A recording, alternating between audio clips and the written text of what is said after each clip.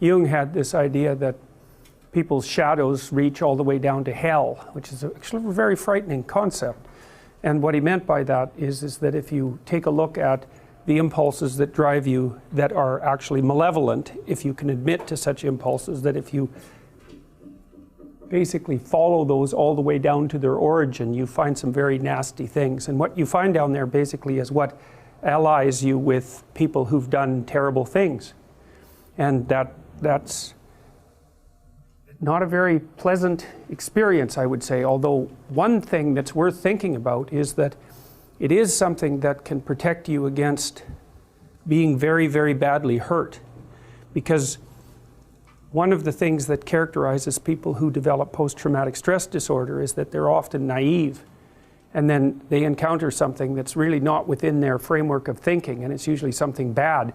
And because there isn't anything in their philosophy, their way of looking at the world that has prepared them for that, they end up fragmented and devastated. And so it's actually protective to you if you can figure out what your full range of capabilities is, because that can help you understand other people a lot better and to be wiser and more careful in your actions.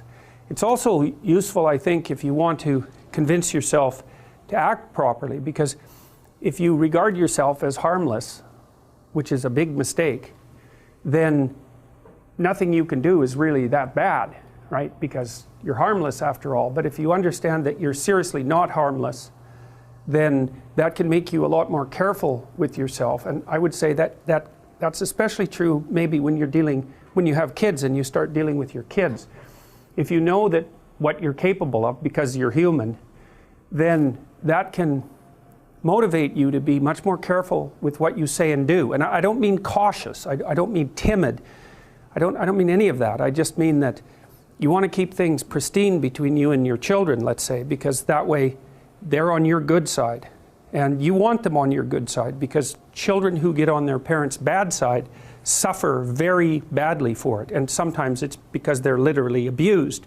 But more often it's because they get abused, let's say, or neglected in much more subtle ways.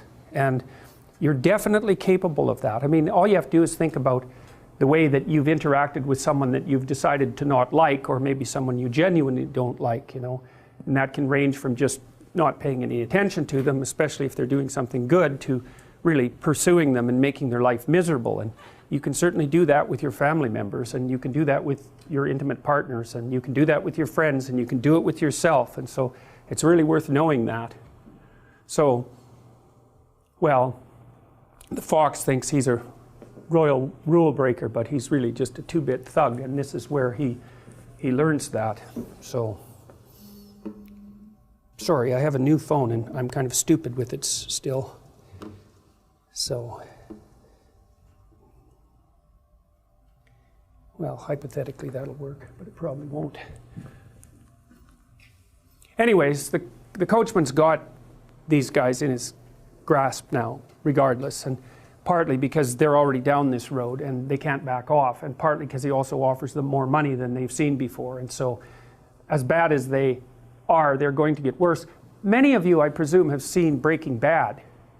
And that's a really good example of the incorporation, at least in part, or maybe the possession by the shadow from the Jungian perspective, right? Because you have this ordinary high school teacher who really thinks that he's an axe, and his family as well. Like your typical persona, roughly speaking. He's just a normal guy.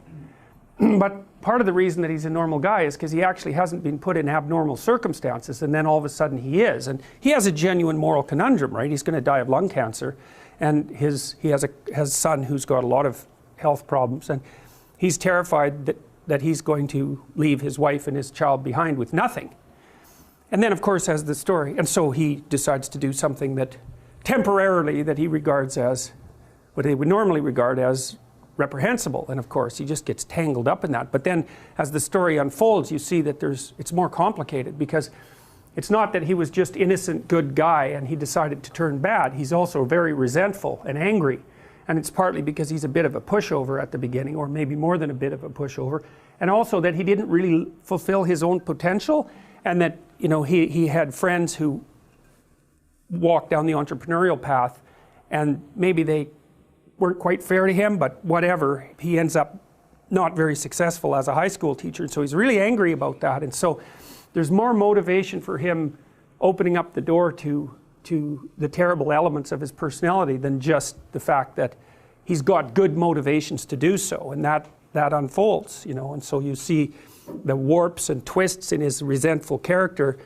increasingly manifest themselves as he walks down this road to really total brutality.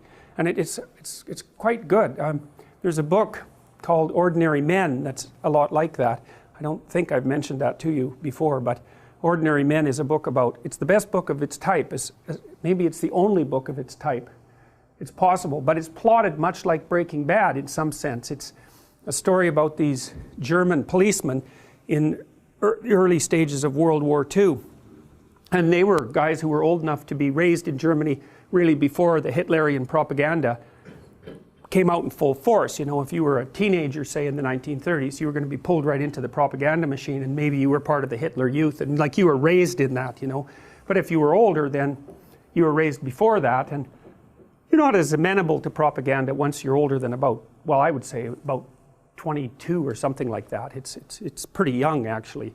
If you're going to make a soldier, you have to get a soldier young, because once people are in their early 20s, say, they already have their personality developed. Anyways, these policemen were sent into Poland after the Germans marched through, and you know, it was wartime, and there was this hypothesis in Germany that the Jews in particular were operating as a fifth column and undermining the German war effort, because of course the Germans blamed the Jews and a variety of other people for actually setting up the conditions that made the war necessary. And so when the police were sent into Poland, they were also required to make peace, roughly speaking. And so they started out by rounding up all the Jewish men between 18 and 65 and gathering them in stadiums and then shipping them off on the trains. But that isn't where they ended. They ended in a very, very dark place. I mean, these guys were going out in the field with naked pregnant women and shooting them in the back of the head by the end of their training. And what's really interesting about that is that their commander told them that they could go home at any time. So this is not one of those examples of people following orders. And the reason they didn't, roughly speaking, there's many reasons, but one of the reasons they didn't is because they didn't think it was comradely, so to speak, to leave the guys they were working with to do all the dirty work and run off.